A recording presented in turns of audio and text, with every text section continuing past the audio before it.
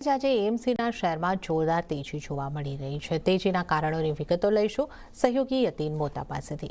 યતીનજી, એએમસીના શેરમાં આજે કેમ તેજીનો માહોલ છે?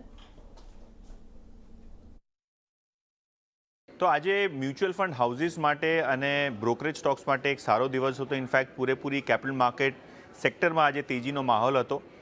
ગઈકાલે સેબીએ બોર્ડ મિટિંગમાં મ્યુચ્યુઅલ ફંડને લાગતા જે ખર્ચા છે એટલે કે TER ratio, total expense ratio, તેના ઉપર જે ડિસ્કશન પેપર આવ્યો હતો એના હિસાબે જ ચેન્જીસ કર્યા હતા।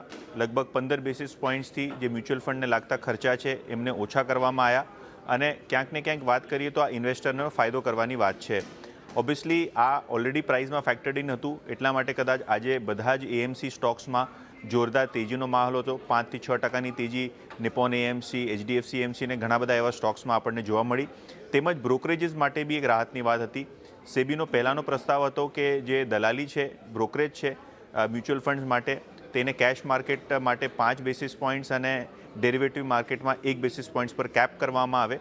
પણ આ નિર્ણયમાં થોડોક એક ચેન્જ કર્યો હતો કે જે કેશ માર્કેટની બ્રોકરેજ છે તેને 6 બેસિસ પોઈન્ટ્સ અને જે ડેરિવેટિવ માર્કેટની દલાલી છે તેને લગભગ 2 બેસિસ પોઈન્ટ્સ કરવામાં આવે અને આનાની આ જે ચાર્જિસ છે એની બહાર જ જીએસટી અને જે બીજા લાગતા ટેક્સીસ છે એને રાખવામાં આવે। તો જે ખર્ચાઓ બીજા છે ટેક્સીસ રિલેટેડ આ ચેન્જીસથી બહાર રહેશે।